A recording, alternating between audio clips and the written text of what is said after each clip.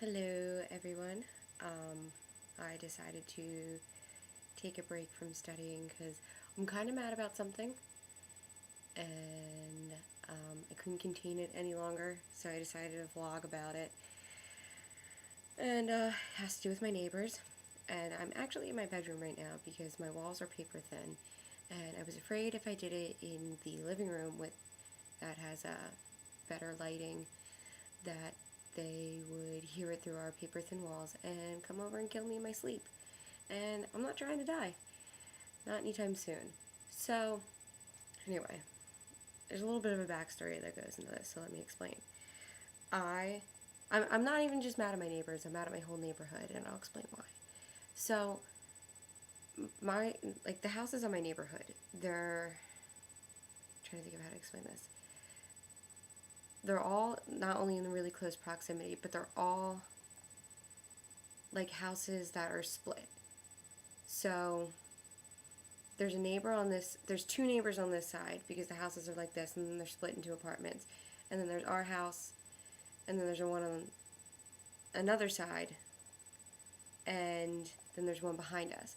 So I have one neighbor in front of me, two on the other side, and then two on the other side, and then two in the back of me. So I got a ton of people surrounding like my house all the time. And that's fine. I mean, I don't mean to get all like suburban weird, like I need to live in like, the woods or whatever. I'm totally fine with people.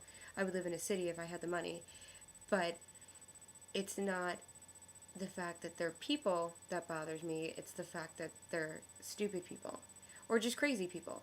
I mean, I could even tolerate them if they were stupid, but they're just crazy. So, the neighbors on this side, they're okay. They're relatively normal. Kind of weird. The one neighbor, she has a squirrel. His name's Peanut. And, she doesn't keep him in the house. But she's been feeding him for like 5 years, which I don't feel like is a good idea, but she does it anyway. That hasn't deterred her. And Zoey is out to get Peanut. I'm not sure why.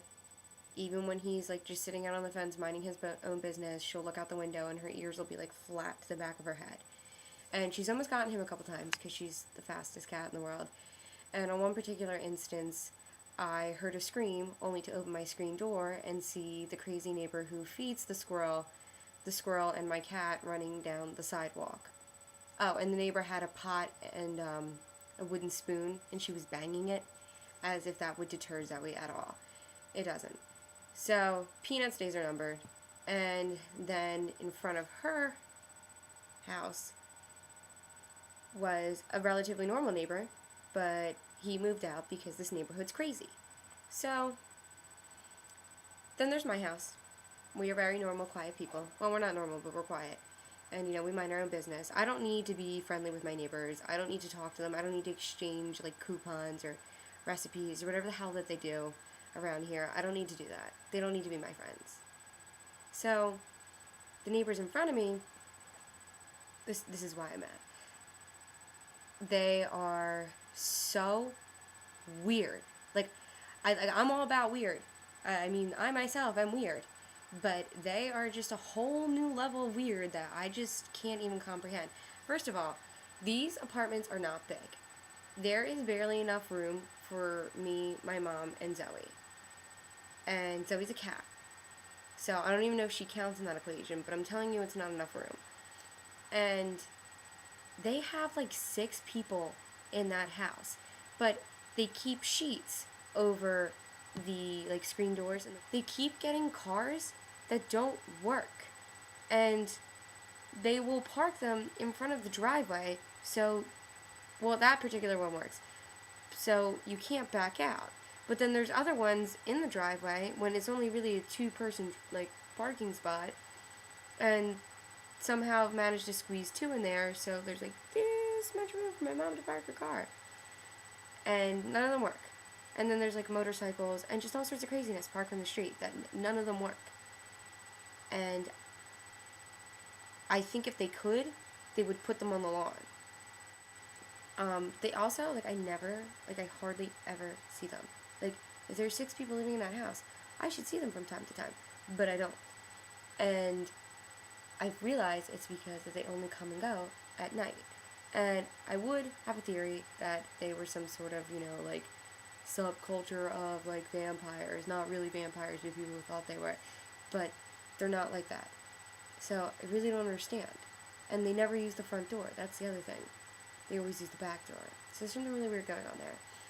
But over the winter, when we had all that snow, we had a broom to brush off our porch. So when my arm was broken, I wouldn't slip and fall and break my other arm.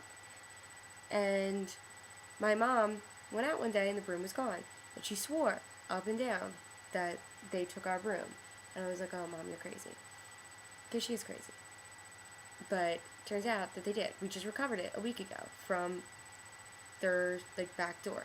As if we wouldn't see it. We live next door to you. Why would you take our broom? And so after that, this is why I'm at tonight. Because they only seem to be active at night. I'm not quite sure what they do during the day. But at night, they just go crazy. So it's almost 11 o'clock, which is almost bedtime for me because I get up early. And I'm trying to study for a big history exam I have tomorrow. And they just rumble. What are they doing? I'm pretty sure it's domestic violence, but, what the hell am I going to do? I could call the police, but I'm not going to, I don't know. I'm scared of them. So that was that. But then there's other neighbors who are kind of weird. I don't really know anything about them. And for, a couple weeks now, we've noticed, little, tears in our trash. So we assumed that it was a raccoon. Not that I know very many raccoons in this area, but it's not too far-fetched. It's the East Coast. So one night I'm in the bathtub, and I hear rustling in the recycling. You can hear bottles. So I assume that it's this raccoon, and I'm going to go give it a piece of my mind. So I, jump out of the tub, and I wrap a towel around myself. And I go to grab the broom that I recovered, and it's my neighbor going through my trash. My mom still doesn't believe me about this. This isn't the first time that I saw him. I saw him a second time, and Joe McGinnis can also attest to the fact that he also saw him come up to the door. So, my neighbors are nuts. My whole neighborhood is crazy. It's just, it shouldn't be a ghetto. I'm pretty sure this is the suburbs, but it is a ghetto. It's the ghetto of the suburbs. It doesn't make me comfortable in my neighborhood that people go through my trash and abuse their pets and take our brooms and commit all sorts of domestic violence in the middle of the night. So, it's also not good for Zoey at all. Look at her. She's growing up in the ghetto. And she's, at an age where she's really young and impressionable. And, all the cats in this neighborhood are feral. And they're going to start getting her to do bad things. She's at that age where, she's going to experiment. Do things that she shouldn't do. So, I'm coming out with a public plea called, help me move my cat out of the ghetto. Because a ghetto is no place for a little sleepy baby cat like Zoey to grow up. Nope. No, it is not. So, if you would like to make monetary donations towards my cause of move Zoey out of the ghetto so she can be the best cat that she can possibly be, and be able to catch bumblebees in the safety of her own yard without fear of dogs roaming around or people chasing her with pots because she's just performing her natural duties, which is chasing a squirrel, then you can either find me and hand me a wad of cash, you can write me a check, or you can just support me through this whole ordeal of living in the ghetto with crazy neighbors.